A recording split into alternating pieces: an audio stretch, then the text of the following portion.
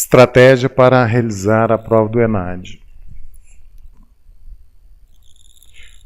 Antes da prova, tenha ciência local, vai ser na FAF, leve o material especificado, né, que é um lápis para você rascunhar, uma caneta, borracha, a única coisa que você pode utilizar é um relógio.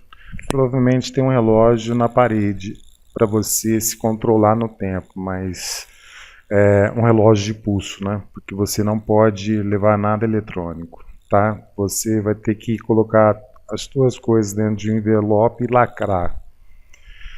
No sábado, pelo amor de Deus, se resguarde. Os baladeiros aí, este sábado não, tá? Tente dormir o mais cedo possível, o máximo possível. No domingo, não coma uma feijoada ou uma coisa pesada. Faça uma alimentação leve. O cérebro, o raciocínio funciona, não funciona bem com o estômago cheio ou vazio. Então, por isso, leve água e algum tipo de alimento, pois a prova é longa, tá? Então, não coma muito antes e leve alguma coisa para comer e água durante a prova. Começando a prova, leia com atenção as instruções, sempre com calma, não seja afobado. Provavelmente serão as mesmas do último ENAD que eu vou subir a prova no grupo, tá?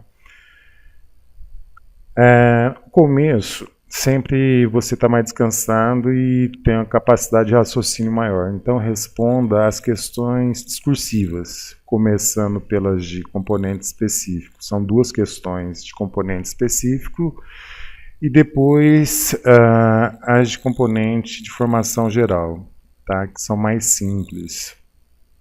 Tempo estimado 60 minutos, mas talvez leve menos que isso. Depois que você rascunhou essas 4 respostas, respire, abstraia, levante, faça um movimento giratório com a cabeça, com o pescoço, alivie a tensão nas costas, porque isso tudo ajuda ao raciocínio, entendeu? A respiração é fundamental. Então, respire fundo para que você continue tendo uma capacidade de raciocínio. Depois, né, vamos começar. Você vai começar as questões objetivas do componente específico. São 26 questões específicas. As questões do ENAD têm um enunciado longo, onde geralmente pode-se encontrar a própria resposta. Portanto, leia pelo menos 2 vezes cada questão, tá? Aqui você vai se deparar com o seguinte pensamento. Sei responder, beleza. Estou com dúvida.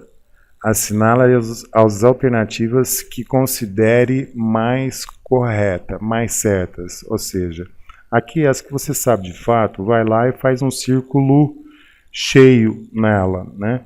E as que você tiver em dúvida, assinale as alternativas com um círculo não vazio, né? Só o círculo apenas, não preenche. E assinale as alternativas que você considera as mais certas. As que você não sabe nada, infelizmente, não perca tempo aí, mas não marque nada nessa questão, nessa primeira passagem pela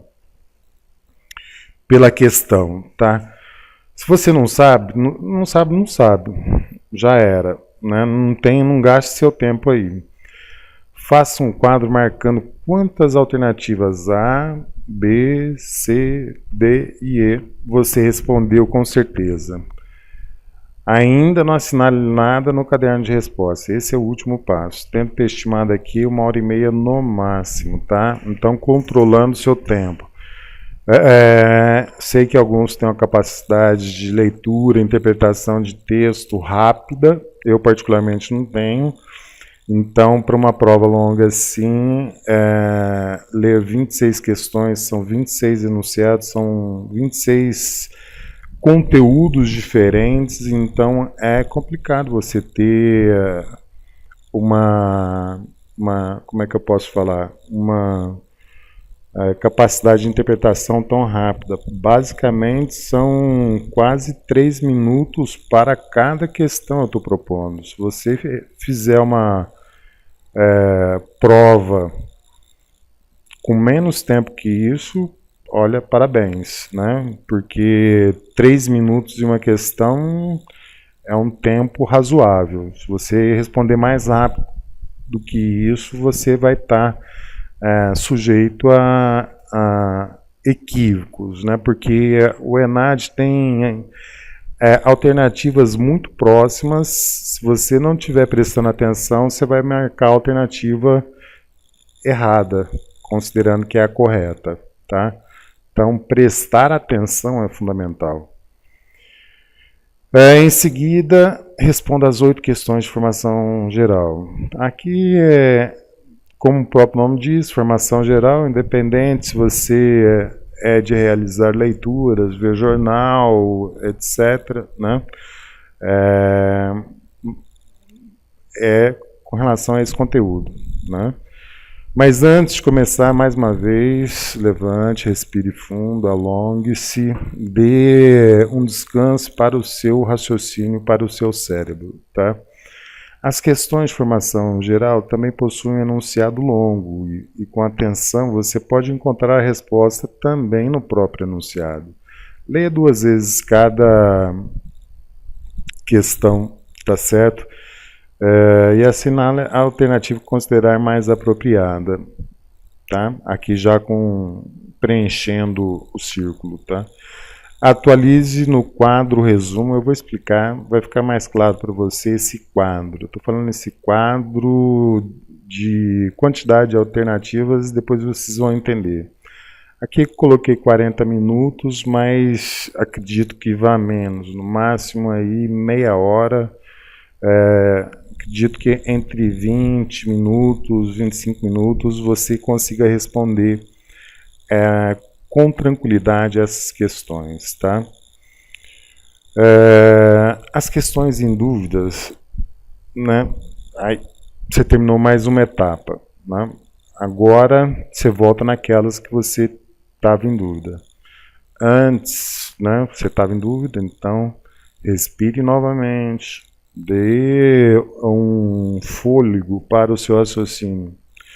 Respire fundo, descanse suas costas e vai de novo para a questão que ficou em dúvida. Leia atentamente, verifique se tem alguma alternativa que mais se encaixe dessa vez, né? Se tivesse nela esta alternativa que considera correta e atualize o quadro de resposta. As que continuem em dúvida, analise o quadro síntese das respostas que já deu. A que tiver menos quantidades assinalada e for uma das que que está em dúvida, marque esta e atualize o quadro de respostas. Isso aqui vocês vão entender no quadro que eu vou mostrar aqui agora. Olha, as questões que não tem nada, que você não sabe nada, veja o quadro síntese e a opção que tiver menos assinalada, marque essa alternativa para todas as que não sabem nada. Olha só.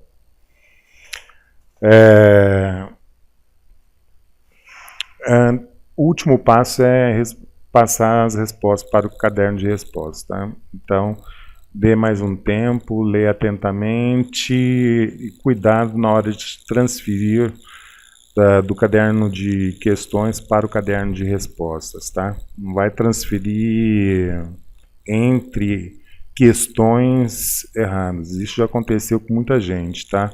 Responde certo no caderno de questões, depois na hora de transferir, transfere errado, tá?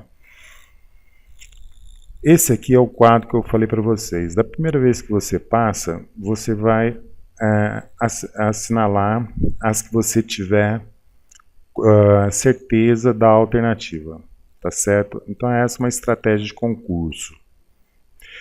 Geralmente o número de alternativas, quantidade de alternativas A, alternativas B, C, D e E são semelhantes. São 34 questões de múltipla escolha. Não, 36 questões de múltipla escolha. Nesse sentido, o que acontece? Você vai ter em média aí 5 alternativas A, 5 alternativas B, C, D e E, tá certo? A primeira vez que você passa, você vai identificar que tem, né, as alternativas que você assinalou, com certeza. A segunda vez que você passa, se você tiver em dúvida, por exemplo, aqui, ó, entre a B e a D você vai ver que já tem 9 questões. Então você vai fazer o quê? Marcar a B, ok? Porque a tendência, aí a probabilidade estatística de ser a B é maior, né? Então, nesse sentido, você vai, a primeira etapa é a primeira linha aqui, são as que você tem certeza. Na segunda, são aquelas questões que você tem dúvida, você vai analisar aqui e ver as alternativas que você tem dúvida, comparar com a quantidade de alternativas que você já marcou. Se uma delas for mais assinalada, você vai assinalar a outra, que provavelmente é a que está correta. E o último passo aqui, você vai ver a que você menos assinalou, né? Por exemplo, nesse exemplo aqui, se chegou nessa altura aqui e a alternativa A foi a menos assinalada e você tem 8 questões ainda que não sabe de absolutamente nada, marque todas na alternativa A, entendeu? Porque provavelmente a probabilidade de acertar aqui é maior, ok? Se não entendeu qualquer coisa, entre em contato comigo. Abraço, boa prova.